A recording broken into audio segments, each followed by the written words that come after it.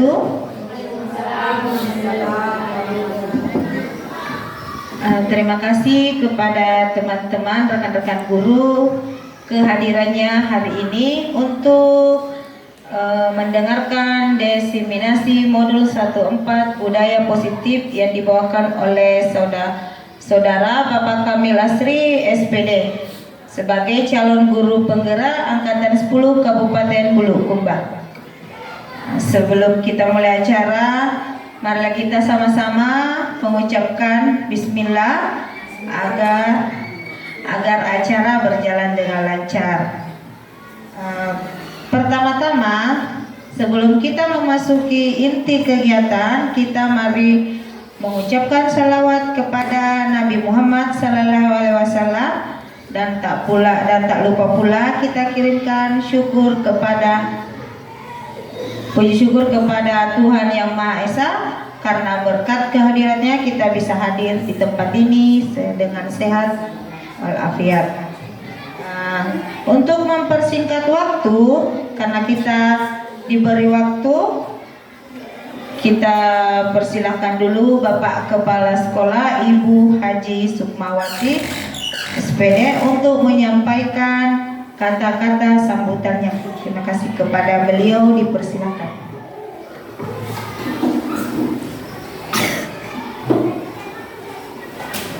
Assalamualaikum warahmatullahi wabarakatuh. Waalaikumsalam. Syukur alhamdulillahirabbil alamin. Pada hari ini kita diberi kesempatan, yaitu kesempatan jasmani dan rohani. Dan tak lupa pula kita mengirimkan salam dan taslim kepada Nabi Muhammad sallallahu alaihi wasallam. Pada kesempatan ini adalah kegiatan guru penggerak. Mudah-mudahan pada guru penggerak pada hari ini berjalan lancar dan aman, sesuai dengan apa yang akan dipresentasikan. Dan kami lihat adalah indikator atau judul pada guru penggerak, yaitu Pak Kamil Asri pada hari ini, itu hari Kamis tanggal 13 bulan 6 tahun 2024. Syukur alhamdulillah pada hari ini kita diberi kesehatan dan kesempatan untuk memberikan sepatah kata kepala sekolah kepada teman-teman, karena kami lihat judulnya ini atau indikatornya yaitu diseminasi, artinya itu menyebar luaskan atau gagasan. Jadi kita berpengalaman atau kita di sini banyak pengalaman selama ada guru penggerak. Alhamdulillah. Mudah-mudahan tahun berikutnya pada teman-teman, kepada bapak dan ibu, mudah-mudahan ada yang lolos lagi guru penggerak, baik juga PPG dan lain-lain sebagainya. Kalau ada kegiatan, saya mohon kepada bapak dan ibu, silahkan kalau ada pendaftaran mendaftar supaya bisa masuk di kegiatan apapun yang ada untuk meningkatkan kompetensi. Iya. Jadi mudah-mudahan guru penggerak ini kita berkolaborasi setiap hari dan seterusnya. Jadi kami ambil contoh seperti tadi kita mengadakan foto, itu adalah contoh. Foto kalau kita lihat gambar, jadi foto itu adalah gambar dia baik yang menghasilkan kamera yang menangkap atau merekam pada suatu objek. Ini adalah contoh pada dimensi. Ya, contoh utama, contoh kecil ini foto. Karena foto itu biasanya kalau kita sudah foto, ayo kirimkan foto. Ini adalah disebarluaskan. inilah Pak Kamil yang akan bawakan sebentar presentasenya. Jadi saya ambil contoh ini. Jadi tadi saya katakan kamera yang dihasilkan oleh objek di suatu waktu tertentu. Jadi tidak sembarang kita bilang di mana kita mau foto, tidak. Padahal foto itu kita melihat situasi. Iya. Jadi saya ingat dulu foto itu, saya ini ambil contoh karena foto itu berwarna pada tahun 1877 itu diambil dari Prancis. Ya, jadi mengenai guru penggerak pada hari ini kita mendengarkan sama-sama presentasinya. Alhamdulillah kita sama-sama memahami apa yang akan dipresentasikan pada hari ini. Karena kita tahu presentasi adalah paparan. Jadi sebentar masing-masing kita belajar bersama, menangkap pengalaman dari apa yang dipaparkan kepada Bapak Pak Kamil di SD 116 Pusat.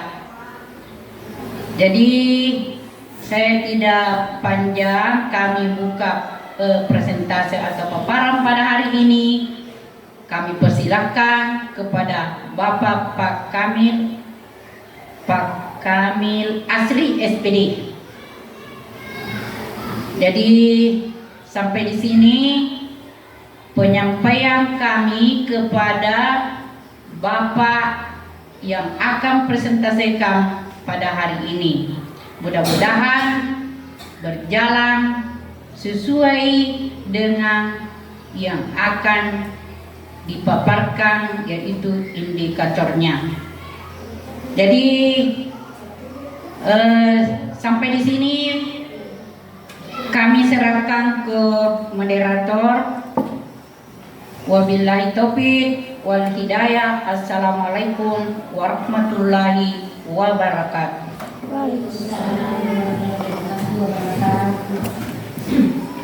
Itulah sepatah kata penyebutan dari Ibu Kepala Sekolah.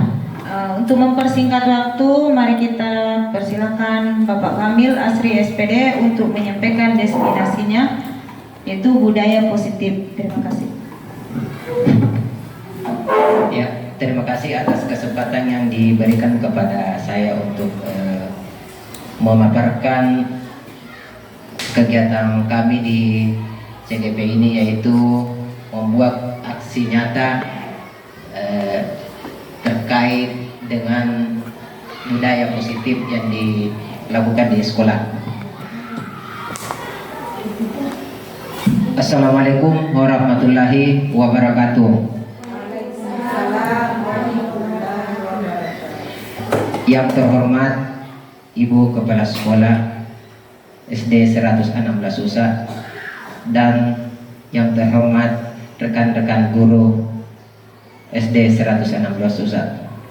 Alhamdulillah, puji syukur kehadirat Allah Subhanahu wa taala, karena di mana pada pagi hari ini menjelang siang kita masih diberi kesehatan, kesempatan, semangat untuk datang di tempat ini guna melaksanakan suatu kewajiban kita sebagai guru pendidik, yaitu mencerdaskan anak bangsa.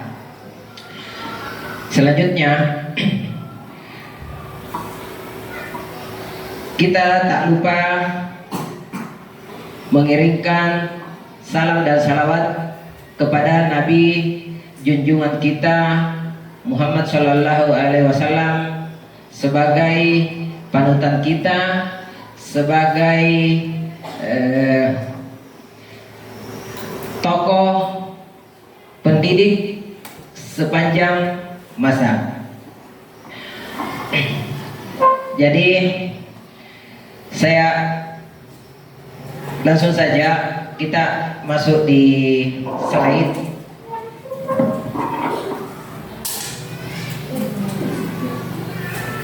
Mohon maaf,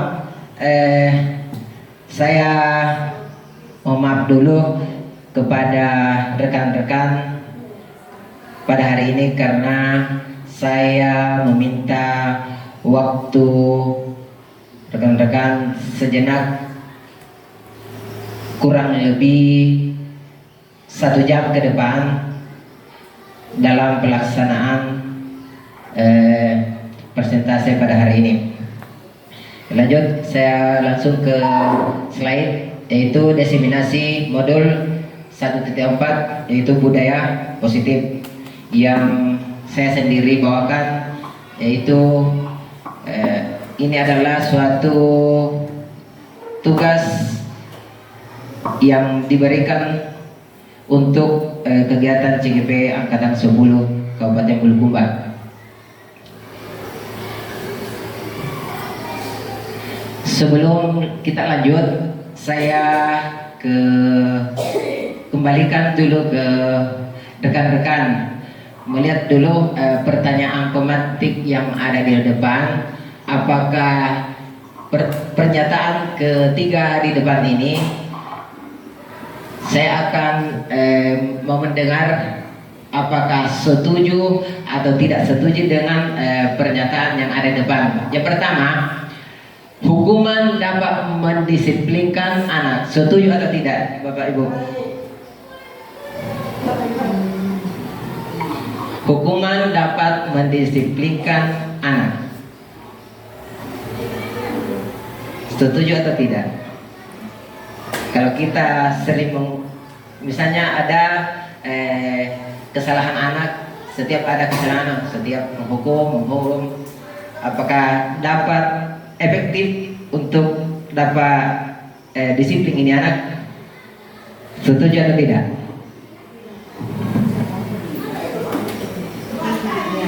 Setuju dengan alasan ini.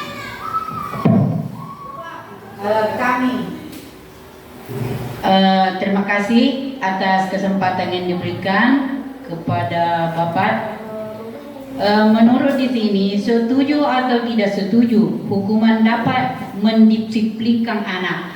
Maksud saya di sini bukan di hukuman apa, tetapi umpamanya anak ini diberikan tugas dan lantas dia tidak mengerjakan atau dia tidak menulis, karena biasanya itu dari kelas 1 sampai 3. Kadangkala dia menulis tidak selesai, ada menulis tapi belum begitu jelas.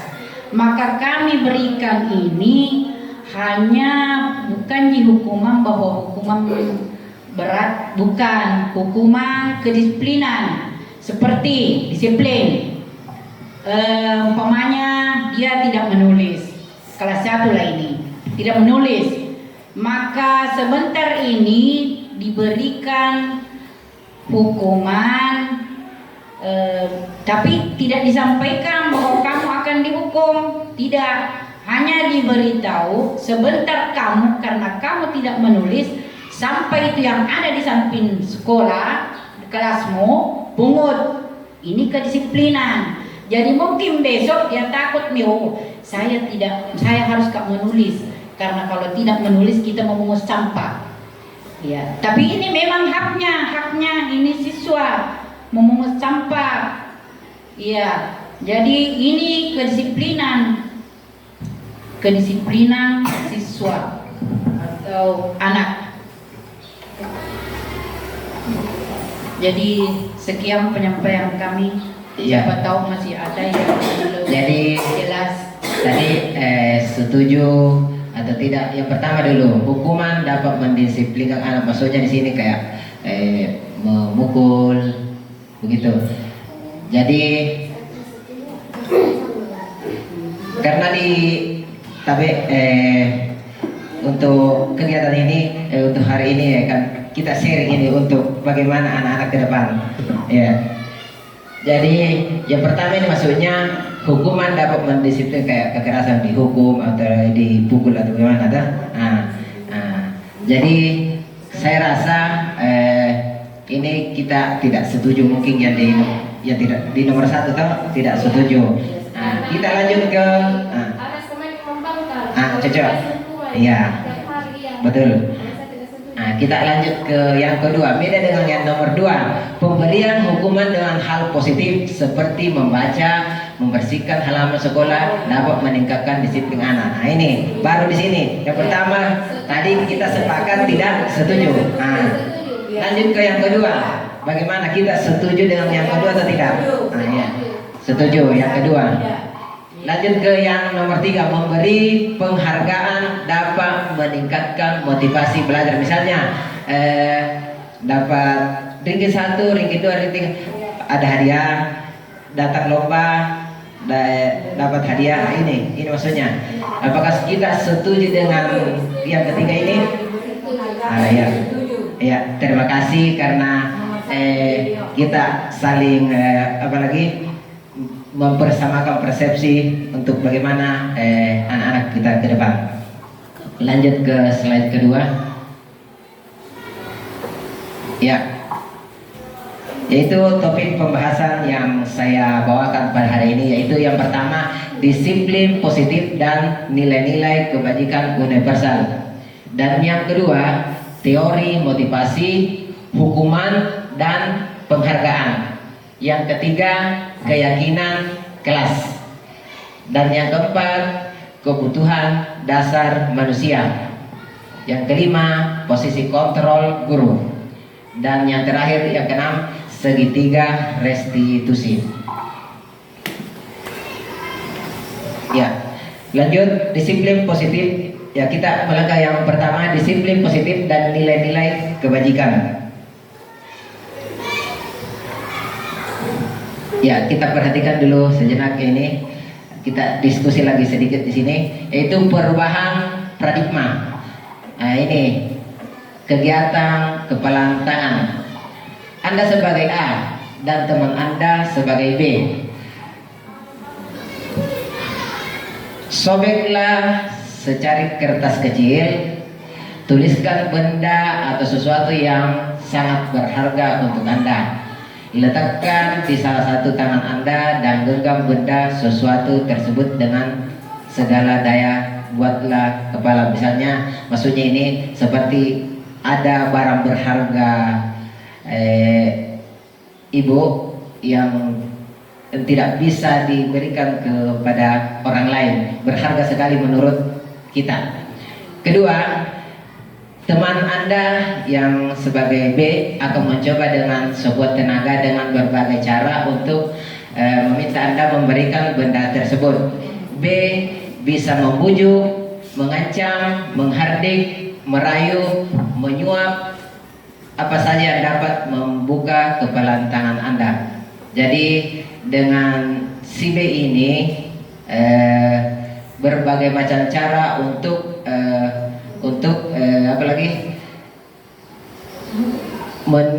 mendapatkan barang berharga si A ini. Jadi maksudnya di sini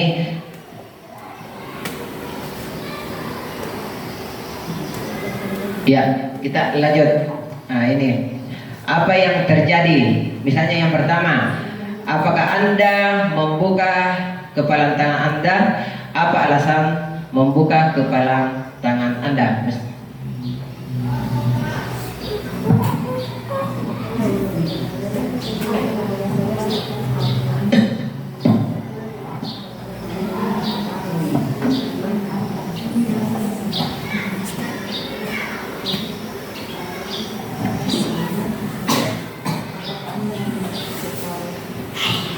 Maksudnya di sini misalnya siswa kita berbagai macam cara seorang guru untuk menuntut ini anak, bagaimana caranya. Yang tadi misalnya si A itu siswa, kita sebagai guru berbagai macam cara bagaimana untuk siswa ini meraih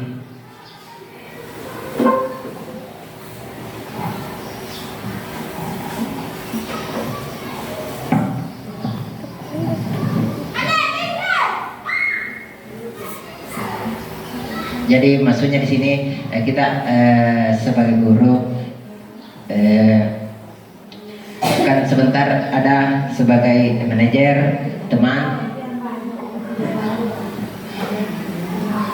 yang memegang kendali, maksudnya ketika siapa sesungguhnya yang memegang kendali kontrol untuk membuka dan menutup kepalan tangan, apakah Anda atau teman Anda?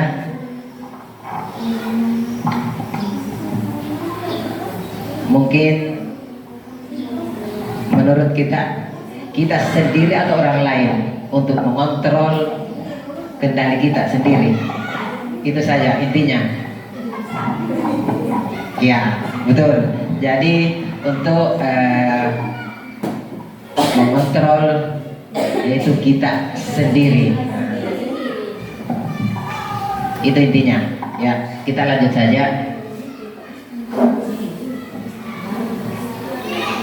Ya, lanjut teori kontrol atau teori pilihan ilustrasi kontrol dari Dr. William Glasser dalam teori kontrol choice theory meluruskan beberapa makna miskonsepsi dengan tema makna kontrol. Yang pertama, ilusi bahwa guru mengontrol murid. Yang kedua, bahwa kritik dan membuat orang dewasa bersalah dapat menguatkan karakter.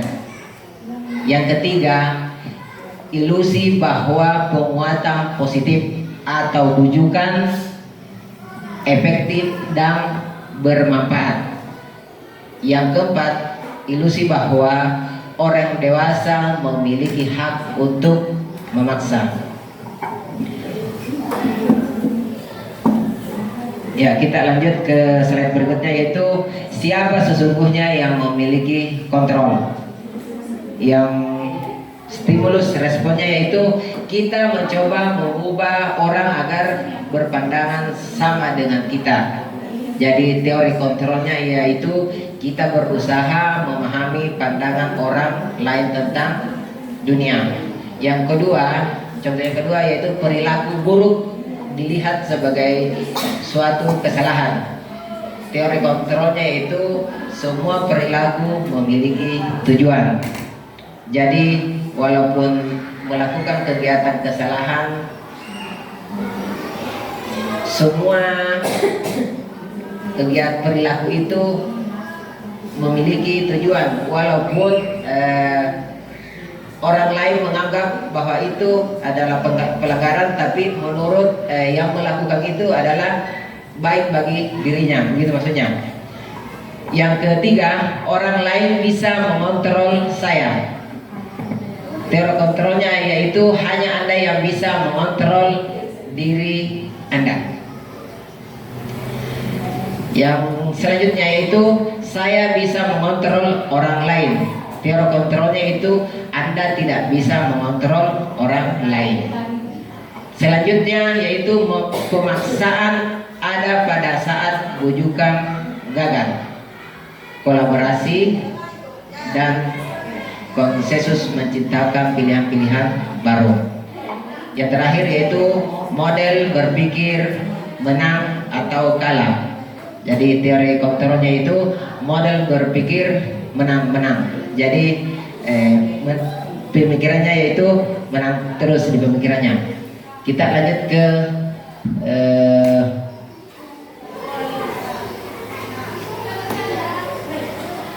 ya. Kita berdiskusi lagi di sini. Apa yang salah? Maaf. Ya. Ya, selanjutnya salah. Ya, ini kita mempersatukan lagi yang di sini. Disiplin apa di benak kita menurut disiplin? Kata singkat saja, disiplin menurut tak? Ya, silakan. Terima kasih atas kesempatan yang diberikan. Kalau menurut saya itu tentang disiplin, misalnya kita ini kan sebagai seorang guru untuk mendidik anak supaya menjadi anak yang pintar, cerdas, yang menjadi pintar untuk generasi berikutnya. Ya, untuk disiplin itu misalnya untuk ke sekolah datang tepat waktu. Guru juga seperti itu, datang tepat waktu. Kemudian kita memberikan arahan kepada anak-anak, misalnya memberikan tata tertib. Setiap tata tertib yang diberlakukan untuk siswa itu, setiap siswa itu harus harus dia menaati peraturan yang diberikan oleh seorang guru. Misalnya diberikan jadwal untuk membersihkan kelas atau di luar kelas. Misalnya hari ini si A harus membersihkan bagian pekarangan atau bagian dalam kelas. Yang kedua, misalnya disiplin itu disiplin belajar. Ada PR diberikan dari seorang guru, besoknya harus diselesaikan. Kalau tidak selesai itu artinya tidak disiplin. Kemudian disiplin dalam arti, kemudian yang ketiga lagi disiplin dalam memberikan tugas. Misalnya pada hari ini diberikan tugas seorang siswa, diberikan waktu misalnya 30 menit. Dalam 30 menit harus selesai. Itu namanya disiplin untuk artian dalam seorang siswa. Cukup sekian yang saya berikan. Saya kembalikan kepada pemateri. Ya, terima kasih atas masukannya. Betul sekali. Masih ada yang mau menambahkan? Kalau tidak ada, kita lanjut melihat makna disiplin yang sebenarnya. Bukan bahwa pendapat Ibu tadi salah, tapi kita lihat makna yang sebenarnya. Bisa saya tambah? Terima kasih atas pendapatan Ibu. Alhamdulillah, kami akan menambah sedikit bahwa kedisiplinan itu adalah sikap dan perasaan taat dan patuh itu terhadap nilai-nilai yang dipercaya merupakan tanggung jawab kita masing-masing. Ini kedisiplinan.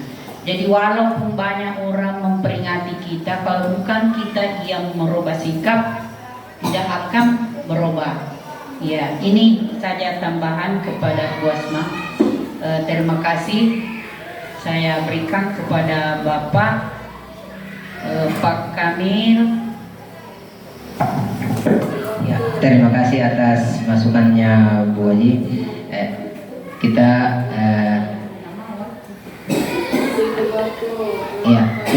lihat makna disiplin yang sebenarnya. Tadi pernyataan kedua Ibu benar semua, tapi kita lihat makna yang sebenarnya, yaitu disiplin berasal dari bahasa Latin disciplina yang artinya belajar. Makna disiplin adalah belajar kontrol diri dengan menggali potensi kita agar tercapai tujuan mulia, yaitu menjadi seorang yang kita inginkan berdasarkan nilai-nilai yang kita hargai. Namun dalam budaya kita, makna disiplin telah berubah menjadi sesuatu yang dilakukan seorang pada orang lain untuk mendapatkan kepatuhan. Seringkali dihubungkan dengan ketidaknyamanan.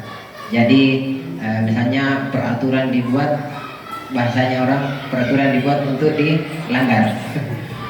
Ya, kita lanjut ke berikutnya, yaitu nilai-nilai kebajikan universal. Nilai-nilai kebajikan adalah sifat-sifat positif manusia yang merupakan tujuan mulia yang ingin dicapai setiap individu. Nilai-nilai tersebut bersifat universal dan lintas bahasa, suku bangsa, agama maupun latar belakang. Nilai-nilai kebajikan yang ingin dicapai oleh setiap anak Indonesia kita kenal dengan profil Pancasila dengan yang 6 dimensi itu. Ya, Materi yang berikutnya itu teori, motivasi, hukuman, dan penghargaan. Teori motivasi perilaku manusia. Nah, ini untuk menghindari ketidaknyamanan atau hukuman. Apa yang akan terjadi apabila saya tidak melakukan?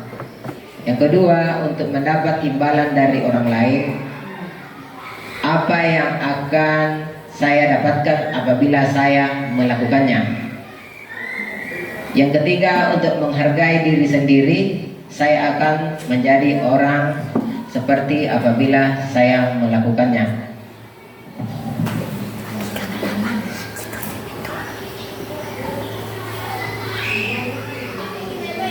Nah, dihukum oleh penghargaan. Penghargaan berlaku sama dengan hukuman, dalam arti meminta atau membujuk seseorang melakukan sesuatu untuk memenuhi suatu tujuan dari orang yang meminta atau membujuk dorongannya eksternal, dan ada faktor ketergantungan.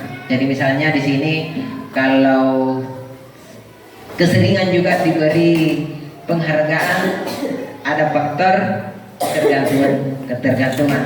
Nanti ada imbalan baru dia mau melakukan sesuatu. Ketika tidak diberi imbalan, dia tidak mau melakukan sesuatu. Nah, jadi itu ada berefek juga kalau terlalu sering memberi penghargaan. Selanjutnya yaitu beberapa dampak pemberian penghargaan menurut Alfie Kohn 1993. Yang pertama, pengaruhnya itu pengaruh jangka pendek dan panjang. Yang kedua, penghargaan menghukum. Yang ketiga, penghargaan mengurangi ketepatan. Yang keempat, penghargaan tidak efektif. Penghargaan merusak hubungan. Selanjutnya yaitu penghargaan menurunkan kualitas. Selanjutnya yaitu penghargaan mematikan kreativitas. Dan yang terakhir, penghargaan mengurangi motivasi intrinsik. Bentuk-bentuk program kebajikan atau apresiasi. Dalam memberikan apresiasi atau pengakuan perlu diingat beberapa hal. Yang pertama, beri pengakuan secara terkhusus. Yang kedua, beri pengakuan secara pribadi. Yang ketiga, beri pengakuan kepada semua murid atau bergantian. Jadi tidak boleh itu terus. Yang keempat yaitu beri pengakuan secara konsisten. Maksudnya konsisten di sini tidak memilih-milih. Itu saja yang diberi pengakuan.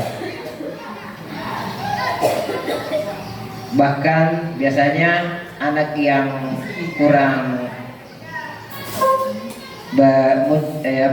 kurang muncul di kelas patut juga diberi apresiasi, karena tidak semua anak mempunyai karakter masing-masing dan kebiasaan bakat yang berbeda. Mungkin dia bakat di bidang lain yang paling menonjol, dan di bidang yang satunya tidak menonjol. Yang terakhir yaitu fokus pada proses. Ya, yaitu contoh pengakuan apresiasi kebajikan. Pembuka yaitu kemarin saya perhatikan. Contoh, memberikan apresiasi. Kata pembukanya, kemarin saya perhatikan. Nilai kebajikannya yaitu rasa empati besar sekali. Situasinya yaitu pada saat menolong murid baru di kelas kita. Contoh yang kedua yaitu saya menghargai. Nah, ini nilai kebajikannya yaitu kepedulian dengan situasi pada saat kamu membantu teman-temanmu di tugas kelompok. Contoh yang ketiga yaitu berkata terima kasih. Nah, ini nilai kebajikannya yaitu rasa tanggung jawab. Dengan situasinya yaitu pada saat kamu memungut kertas-kertas yang berserakan di lantai. Nah, itulah contoh pengakuan apresiasi kebajikan.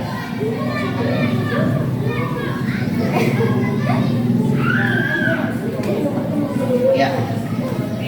Jadi ini kita harus membedakan yaitu perbedaan hukuman dan konsekuensi. Nah, tindakan guru yaitu mencatat 100 kali di dalam buku kalimat saya tidak akan terlambat lagi karena terlambat ke sekolah. Dengan kegiatan ini, tindakan kita sebagai guru ini, nah, hukuman atau konsekuensinya termasuk hukuman kalau dengan kegiatan itu. Yang kedua, tindakan guru lari mengelilingi lapangan basket 2 kali karena terlambat hadir di sekolah. Dia termasuk hukuman. Yang ketiga, tindakan kita sebagai guru yaitu murid diminta untuk push up 15 kali karena tidak menggunakan masker ke sekolah. Ini termasuk hukuman. Contoh yang berikutnya itu menggantikan kertas tugas teman yang telah dicoret-coret. Nah, ini termasuk dia konsekuensi karena perbuatannya sendiri mengganggu temannya. Selanjutnya, tindakan guru membersihkan tumpahan air di meja tulis karena tersenggol pada saat belajar. Nah, ini dia termasuk konsekuensi karena melakukan kegiatannya sendiri. Ya, selanjutnya itu murid disuruh untuk tidak mengenakan sepatu seharian di sekolah karena tidak mengenakan sepatu hitam. Jadi ini termasuk hukuman. Yang terakhir, contoh yang terakhir yaitu lari mengelilingi lapangan basket 2 kali karena terlambat 10 menit untuk pelajaran PJOK. Nah, ini konsekuensi. Nah, ini bukan bukan lagi hukuman. Itu perbedaannya konsekuensi dengan hukuman. Nah, ini perbedaan hukuman dan konsekuensi. Nah, ini hukuman yaitu sesuatu yang menyakitkan harus terjadi. Bedanya konsekuensi yaitu sesuatu yang harus terjadi. Yang kedua, membuat anak sakit atau fisik maupun hati untuk jangka waktu lama. Nah, konsekuensinya membuat anak merasa tidak nyaman dalam jangka waktu yang pendek. Nah, hukuman yang ketiga yaitu anak membenci kedisiplinan. Nah, konsekuensinya apabila itu terjadi anak menghargai disiplin. Yang selanjutnya itu hukuman paksaan. Nah, konsekuensinya yaitu stimulus dan tanggapan. Yang selanjutnya hukuman mendorong anak menyakiti diri sendiri. Jadi konsekuensinya mendorong anak agar mudah menyesuaikan diri. Yang selanjutnya itu hukuman konsep diri yang buruk. Nah, konsekuensinya yaitu konsep diri yang baik. Yang selanjutnya anak belajar untuk menyembunyikan kesalahan. Konsekuensinya anak belajar untuk mematuhi peraturan. Dan yang terakhir yaitu marah, rasa bersalah, dipermalukan, merasa tak dihargai. Nah, ini konsekuensinya yaitu kehilangan hak, dibuat tidak nyaman, diasingkan untuk sementara waktu. Nah, itulah perbedaan antara hukuman dan konsekuensi. Karena sebelumnya kita tidak terlalu memahami sebenarnya hukuman kita jadikan konsekuensi menurut kita. Jadi sekarang mungkin kita dapat memahami itu perbedaan hukuman dan konsekuensi. Ya, selanjutnya kita masuk di keyakinan kelas. Keyakinan kelas, mengapa tidak peraturan saja? Mengapa harus keyakinan kelas? Nah, jadi kita bedakan di sini keyakinan kelas dengan peraturan kelas. Pertama, mengapa kita memiliki peraturan harus menggunakan helm bila mengendarai kendaraan roda 2? Mengapa kita memiliki peraturan 3M, menggunakan masker atau mencuci tangan dan mengajak jarak 1,5 meter? Yang ketiga, mengapa kita memiliki peraturan harus datang tepat waktu pada saat mengikuti pelatihan? Nah, ini untuk mendukung motivasi kita kembali ke nilai-nilai keyakinan, lebih menggerakkan seseorang dibandingkan mengikuti serangkaian peraturan. Nah, ini jadi ke depan kita mungkin kita bisa berkolaborasi bersama-sama melakukan keyakinan kelas di kelas kita masing-masing, bisa pembuatannya itu lebih efektifnya kita lakukan di awal tahun pelajaran. Nah, ini pembentukan keyakinan kelas. Nah, pertama, keyakinan kelas bersifat lebih abstrak daripada peraturan yang lebih rinci dan konkret.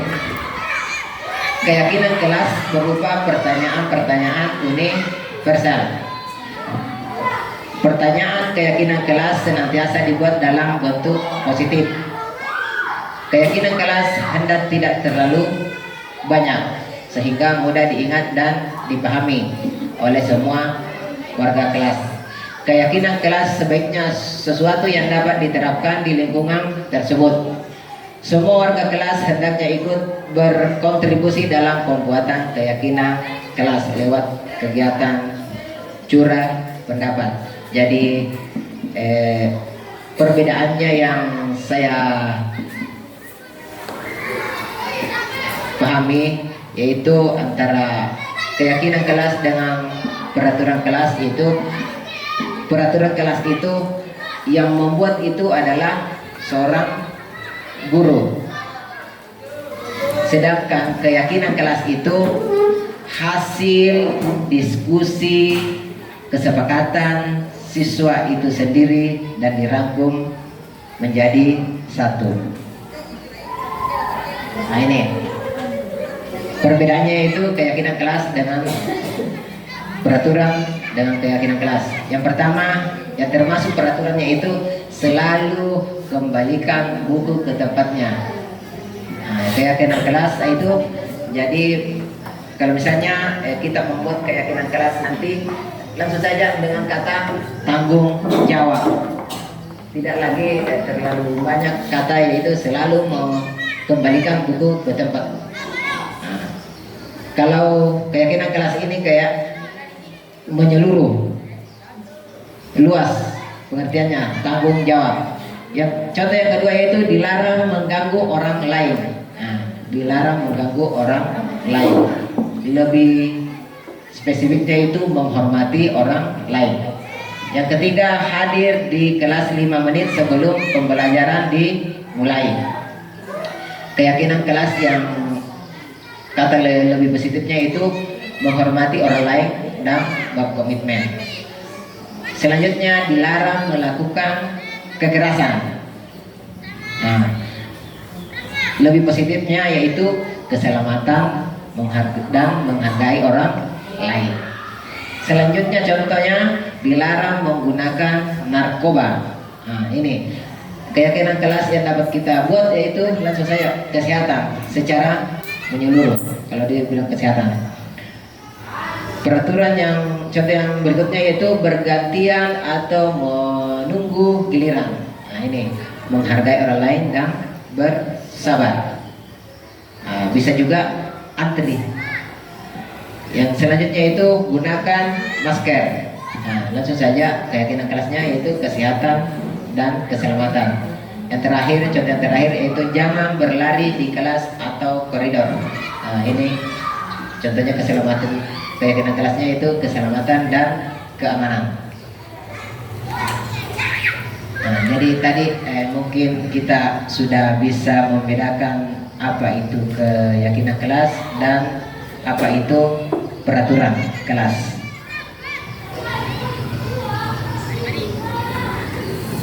Materi yang berikutnya itu 5 kebutuhan dasar manusia.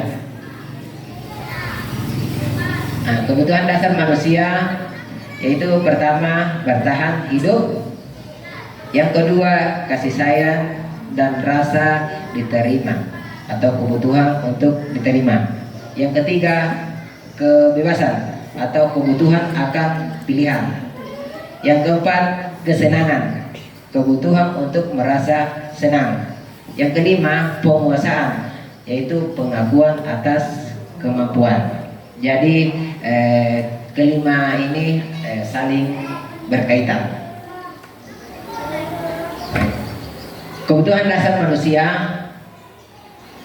memiliki tujuan tertentu. Semua yang kita lakukan adalah usaha terbaik kita untuk mendapatkan apa yang kita inginkan. Ketika kita mendapatkan apa yang kita inginkan, sebetulnya saat itu kita sedang memenuhi satu atau lebih dari satu kebutuhan dasar kita. Ketika seorang murid melakukan suatu perbuatan yang bertentangan dengan nilai-nilai kebajikan atau melanggar peraturan, hal itu sebenarnya dikarenakan mereka gagal memenuhi kebutuhan dasar mereka. Nah, lanjut kita ke posisi kontrol. Ya, posisi kontrol guru. Nah, ini yang pertama itu kita sebagai guru kadang kita menjadi sebagai penghukum, ada-adanya penghukum. Yang kedua, pembuat rasa bersalah, ada yang melanggar selalu disalahkan. Ketiga, terkadang juga kita menjadi sebagai teman. Yang keempat yaitu sebagai pemantau, dan yang kelima manajer. Ya, posisi kontrol guru. Nah, ini motivasi guru yang berbuat yaitu menghindari hukuman. Menghindari hukuman ini ada dua, yaitu penghukum dan pembuat rasa bersalah. Nah, contohnya guru yang berbuat menghardik dan menunjuk-nunjuk, menyakiti, menyindir. Nah, pembuat rasa bersalah berceramah dan menyatakan seharusnya ibu kecewa. Nah, ini. Sedangkan sebagai teman membuatkan alasan-alasan untuk muridnya. Kita sebagai pemantau yaitu menghitung dan mengukur. Dan kalau kita sebagai manajer yaitu mengajukan pertanyaan. Jadi misalnya ada yang berbuat kesalahan, sebagai manajer kita tanya kembali apa yang sebenarnya terjadi. Nah, itu posisi kita sebagai manajer. Kalau guru berkata, contoh penghukumnya itu, kalau kamu tidak melakukannya, awas ya, rasakan. Nah, itu contoh penghukum. Pembuat rasa bersalah contohnya itu, kamu seharusnya sudah tahu ibu telah sekali mengatakan ibu stres. Nah, itu membuat rasa bersalah. Yang ketiga, menjadi teman. Ayolah, lakukan demi ibu. Masa kamu tidak mau? Ingat, tidak ibu pernah bantu. Nah ini sebagai teman. Kalau kita sebagai pemantau, nah kita langsung bertanya apa peraturannya. Kalau sebagai manajer, apa yang kita yakini, apa yang bisa kau kerjakan untuk memperbaiki masalah ini. Nah, kita kalau sebagai manajer, kita kembalikan kepada diri anak tersebut dulu apa yang sebenarnya terjadi. Nah ini hasilnya. Kalau kita sebagai penghukum, yaitu memberontak, menyalahkan orang lain, berbohong. Membuat rasa bersalahnya yaitu menyembunyikan, menyangkal, dan berbohong. Kalau teman, ketergantungan. Karena juga hasilnya kalau kita sebagai teman, jadi ketergantungan juga. Jadi pemantau menyesuaikan diri bila diawasi. Sebagai manajer menguatkan pribadinya. Kaitan dengan dunia berkualitas, yaitu penghukum, murid meletakkan guru di luar dunia berkualitas. Sebagai pembuat rasa bersalahnya, itu murid meletakkan guru di dalam dunia berkualitas. Sebagai teman, murid meletakkan guru sebagai orang yang sangat penting di dunia berkualitas. Sebagai pemantau, murid meletakkan guru, peraturan, dan hukum di dunia berkualitas. Sebagai manajer, murid meletakkan dirinya sebagai individu yang positif dalam dunia berkualitas. Selanjutnya yaitu misalnya murid yang berkata, kita sebagai penghukum, biarkan saja, nanti juga marah-marah lagi. Nah ini. Dan selanjutnya katanya murid, kalau kita selalu membuat rasa bersalah, maafkan saya. Kalau kita sering memberikan rasa bersalah dia meminta maaf. Katanya murid, kalau kita sebagai teman, saya pikir bapak ibu teman saya, ternyata begitu. Nah ini kadang juga tidak terlalu efektif juga sebagai teman. Katanya murid, kalau kita sebagai pemantau, berapa banyak bintang yang saya harus peroleh, berapa halaman yang harus saya tulis. Nah ini. Kalau kita sebagai manajer, katanya murid, bagaimana cara saya bisa memperbaiki keadaan. Dampak pada murid, kalau kita sebagai penghukum mengulangi kesalahan. Pembuat rasa bersalah yaitu merasa rendah hati. Sebagai teman, lemah, tidak mandiri, tergantung. Pemantau menitik beratkan pada sanksi atau hadiah untuk dirinya. Kalau sebagai manajer, mengevaluasi diri bagaimana cara memperbaiki. Jadi kita melihat di sini apa itu kita sebagai penghukum, pembuat rasa bersalah, teman, pemantau, manajer, dan motivasinya itu kalau guru berkata seperti itu, hasilnya kaitannya dengan dunia berkualitas. Murid berkata dan dampaknya kepada murid, kita dapat menyimpulkan bahwa sebagai apa yang paling lebih efektif di kita sebagai guru yang kelima ini. Menurut tak, apa yang paling lebih efektif? Semua harus kita laksanakan, tapi yang paling lebih efektif dilakukan. Penghukum, pembuat rasa bersalah, teman, pemantau, dan manajer.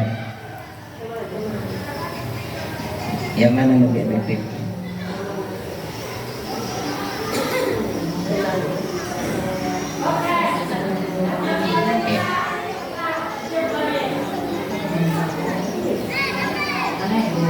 Ya, yang paling lebih efektif adalah manajer, karena sebagai penghukum mempunyai efek, pembuat rasa bersalah mempunyai efek juga, teman juga mempunyai efek juga, tapi dibanding lebih banyak efeknya penghukum dengan pembuat rasa bersalah, sebagai pemantau juga mempunyai efek.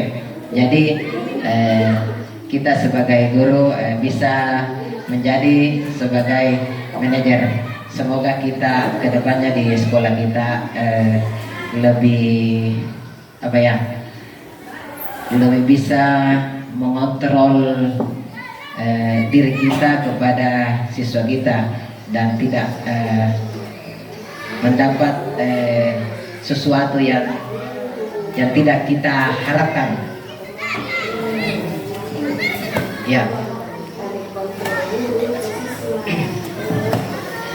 Ya, kita selanjutnya itu posisi kontrol guru. Nah, ini pernyataan-pernyataannya. Nah, ini sudah tadi ada lagi contohnya tadi. Nah, saya kecewa sekali dengan kamu. Siapa yang mengatakan membuat orang merasa bersalah? Nah, ini kamu tidak pernah benar melakukannya. Nah, ini dia termasuk penghukum. Ayolah lakukan demi ibu bapak. Nah, ini sebagai teman. Apakah kamu mau mendapatkan stiker bintang hari ini? Nah, ini termasuk pemantau. Bagaimana kamu bisa menyelesaikan masalah ini? Nah, ini sebagai manajer. Kamu selalu yang paling terakhir. Nah, itu termasuk penghukum. Kesemua ini kita sebenarnya harus lakukan, tapi melihat juga situasi, jangan terlalu sering karena mempunyai efek. Yang paling efektif kita lakukan yaitu sebagai manajer. Ya, kita lanjut lagi segitiga restitusi. Nah, ini segitiga restitusi ada 3. Menstabilkan identitas.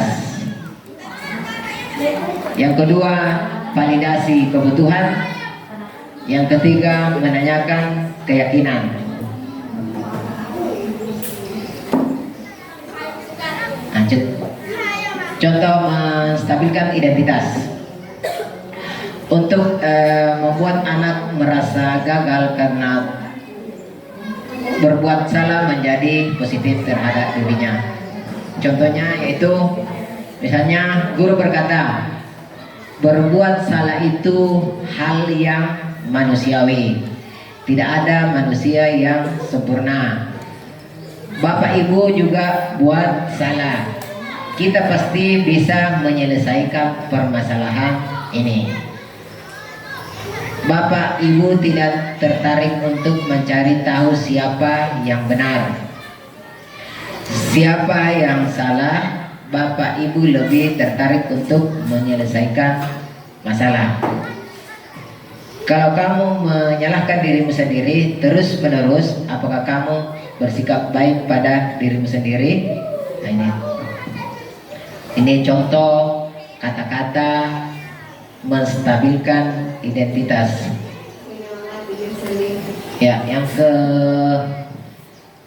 kedua yaitu validasi kebutuhan. Nah, validasi kebutuhan ini contohnya yaitu membantu murid mengenali basic kebutuhan dasar yang ingin dipenuhinya ketika melakukan kesalahan itu. Pada dasarnya setiap tindakan manusia tujuannya adalah memenuhi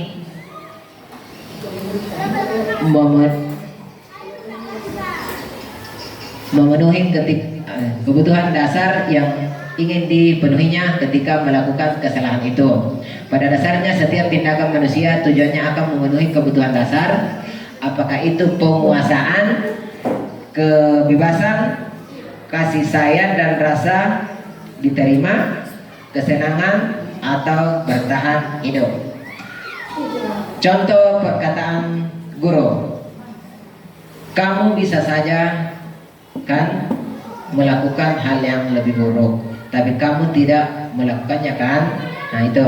Yang kedua contohnya itu, kamu pasti punya alasan mengapa kamu melakukannya. Yang ketiga contohnya yaitu apa yang penting bagi kamu.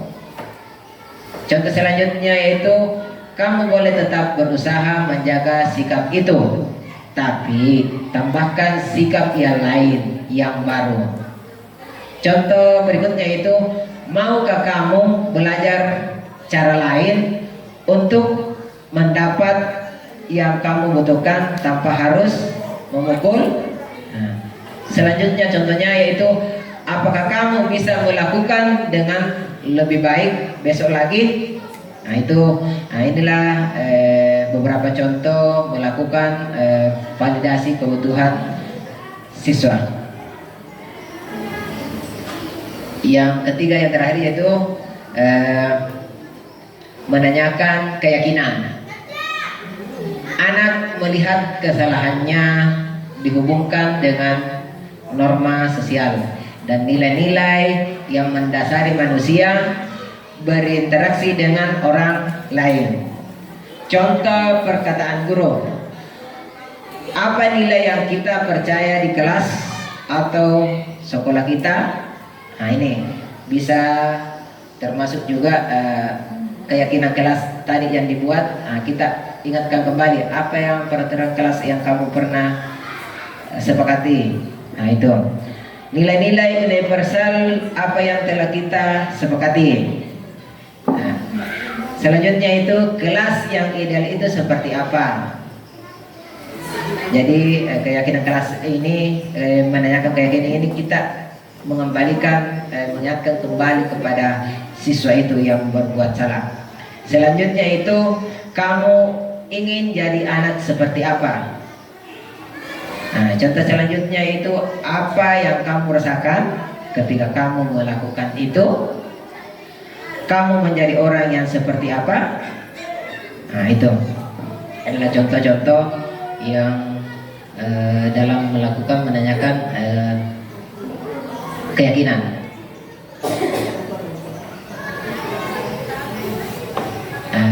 Sebelum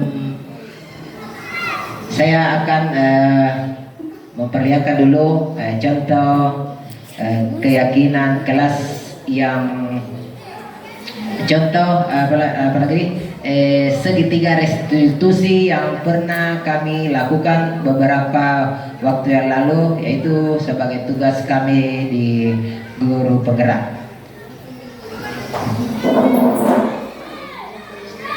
Saya memperlihatkan dulu contoh yang pernah saya lakukan.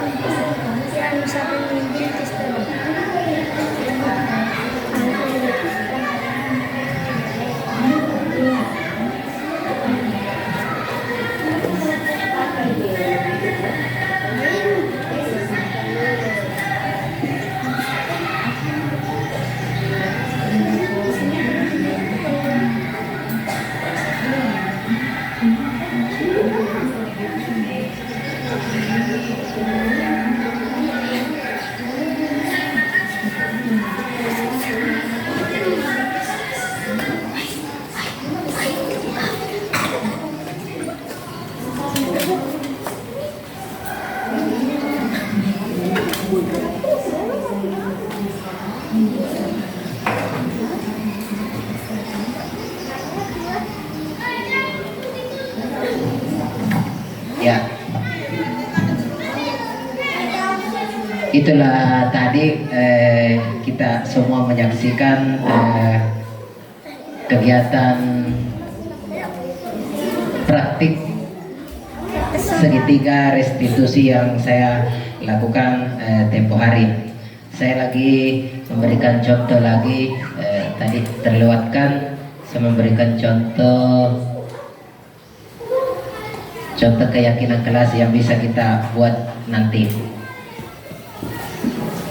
Nah, ini contoh keyakinan kelas yang bisa dicontoh. Nah, ini keyakinan kelas, kata-katanya itu tidak terlalu panjang.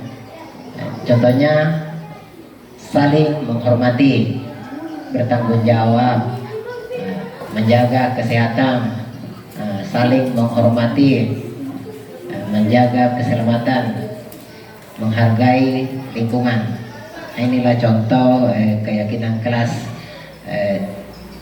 yang kita akan buat nanti, tergantung dari kondisi masing-masing kelas ibu. Jadi inilah yang sempat saya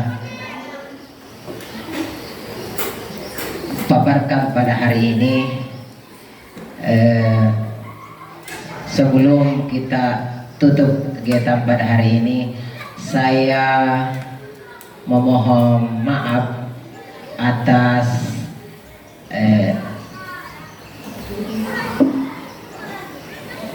apalagi apabila ada kata saya yang kurang berkenan, dan saya juga memohon maaf karena saya berdiri di depan rekan di sini bahwa saya ini bukan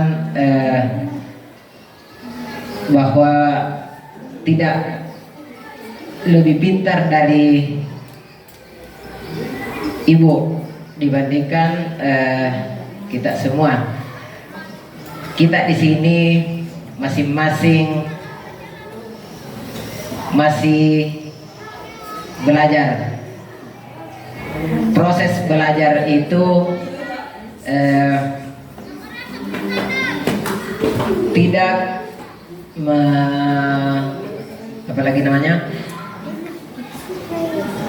tidak melihat waktu. Jadi proses belajar itu sesuai dengan apa filosofinya Ki Hajar Dewantara, belajar sampai akhir hayat. Karena mungkin saya punya pemahaman terkait yang bidang lain, Bapak Ibu pemahaman di bidang lain ada juga, sedangkan saya di bidang yang Ibu pahami, saya juga tidak memahami. Jadi kita sama-sama belajar. Semoga di sekolah kita ini yang sering saya selalu harapkan di sekolah kita ini adalah apalagi kerjasama kita, kolaborasi, bagaimana mencerdaskan siswa terkhusus di sekolah kita ini, bahwa di sekolah kita ini dapat dilihat juga masyarakat bahwa di sekolah kita ini adalah sekolah yang yang baiklah dibandingkan sekolah-sekolah lain. Itulah yang bisa saya sampaikan pada hari ini. Terima kasih atas waktunya. Terima kasih kepada Ibu Kepala Sekolah memberikan apalagi waktu, ruang untuk melakukan kegiatan ini, dan begitu pun juga rekan-rekan guru. Terima kasih atas motivasinya. Untuk itu saya akhiri dengan ucapan alhamdulillah. Assalamualaikum warahmatullahi wabarakatuh. Waalaikumsalam warahmatullahi wabarakatuh.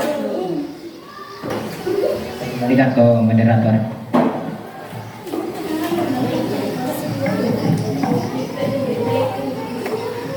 Nah, itulah tadi pemaparan yang dilakukan oleh Pak Kamil Asri.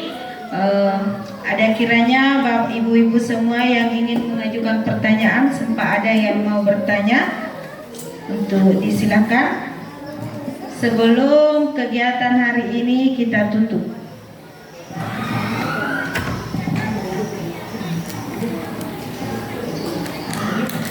Kiranya teman-teman mungkin semua sudah paham, dan saya harap bisa diterapkan di kegiatan-kegiatan sehari-hari di ruang kelas maupun di luar ruang kelas atau di lingkup sekolah. Saya harap pemaparan hari ini, penyampaian hari ini oleh Pak Kamil untuk diterapkan di sekolah, untuk diterapkan di lingkungan sekolah, dan bisa diambil manfaatnya. Terima kasih. Untuk menutup acara ini, mari kita ucapkan, marilah sama-sama kita ucapkan hamdalah. Akhir kata, assalamualaikum warahmatullahi wabarakatuh.